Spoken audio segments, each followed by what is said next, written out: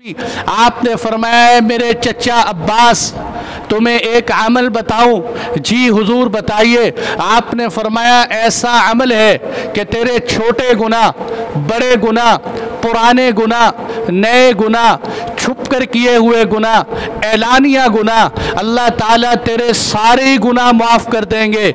आपने फरमाया एक अमल बताऊं कि अगर आमील नामी बस्ती के बराबर भी तेरे गुनाह हो तो अल्लाह माफ़ कर देंगे। आमील एक बस्ती थी जो रेतला इलाका था, रेत ही रेत था। यानी आपने फरमाया अगर तेरे गुनाह रेत के बराबर भी हो तो अल्लाह तेरे गुनाहों को माफ़ कर देंगे। क्या है वो अमल? आपने फरमाया सलातुत तस्बीह पढ़ना, सलातुत तस्बीह पढ़ना। और आपने फरमाया अगर हो सके है चचा जान रोज़ाना सलातुत तस्बीह पढ़ना, अगर ये ना हो सके तो हफ्ते में एक दफ़ा पढ़ना, हफ्ते में ना हो सके तो महीने में एक दफ़ा पढ़ना, महीने में ना हो सके साल में एक दफ़ा पढ़ना, साल में ना पढ़ सको तो ज़िंदगी में एक दफ़ा ज़रूर सलातुत तस्बीह पढ़ लेना। इससे अंदाज़ा करो कितनी अहमियत। हज़रत अब्दुल्ला बिन मुबारक रहमतुल्लाह अलैह का मामूल ये था कि रोज़ाना ज़ोहर की जब अज़ान हो जाती तो अज़ान और जमात के दरमियान रोज़ाना सलातुत तस्बीह पढ़ते थे। एक बुज़ुर्ग हज़रत अब्दुल अज़ीज़ बिन दाऊद फरमाते हैं कि जो शख्स ये चाहते हैं कि अल्लाह मुझे जन्नत अता फ़रमाए उसको चाहिए सलातुत तस्बीह का एहतिमाम करे।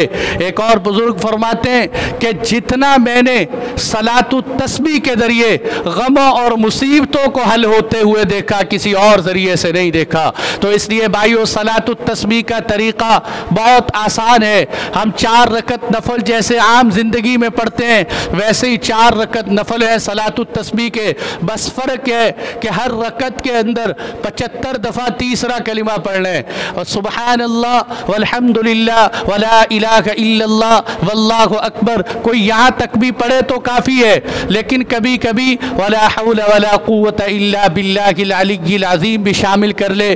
75 दफ़ा हर रकात में, 4 रकात में 300 दफ़ा पढ़ने सलातुत तस्बीह मुकम्मल हो जाती। इसके 2 तरीक़े आते हैं किताबों में। पहले नंबर पर सना पढ़ी, फिर आपने सना पढ़ने के बाद सूरह फातिहा पढ़ी, सूरह फातिहा पढ़ने के बाद पहली दफ़ा 15 दफ़ा आप तीसरा कलिमा पढ़ लें।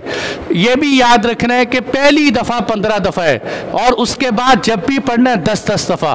फिर आप रुकू में चले गए तस्बीहात पढ़े 10 दफ़ा और कौमे में आए रब्बना लकल हम्द कहे 10 दफ़ा, सजदे में जाएँ तस्बीहात कहे 10 दफ़ा, सजदे से उठकर बैठे 10 दफ़ा, सजदे में जाएँ 10 दफ़ा, फिर आप बैठ जाएँ। ये चूँकि 65 दफ़ा हो गई, फिर आप बैठ जाए, खड़े ना हो, बैठ जाए, बैठकर फिर 10 दफ़ा पढ़े और फिर खड़े हो जाए। ये एक तरीका है। दूसरा तरीका क्या है कि आप 15 दफ़ा, ये जो आखिरी 10 दफ़ा है आप इस यहाँ नहीं लाना चाहते तो आप सना पढ़ने के बाद किरत शुरू करने से पहले 15 दफ़ा पढ़ ले और फिर इसी तरह रुकू में जाने से पहले 10 दफ़ा, फिर बाकी तरतीब आपके सामने है। और इसी तरह जब दूसरी रकत, तीसरी रकत में हम खड़े हों और ये नवाफिल का तरीक़ाकार होता है कि तशाहुद पढ़े, दुरूद शरीफ पढ़े और दुरूद शरीफ पढ़ने के बाद तीसरी रकत के लिए खड़ा हो और तीसरी रकत को फिर सना से शुरू करे। तो ये सलातुत तस्बीह का तरीक़ा है। और इसी तरह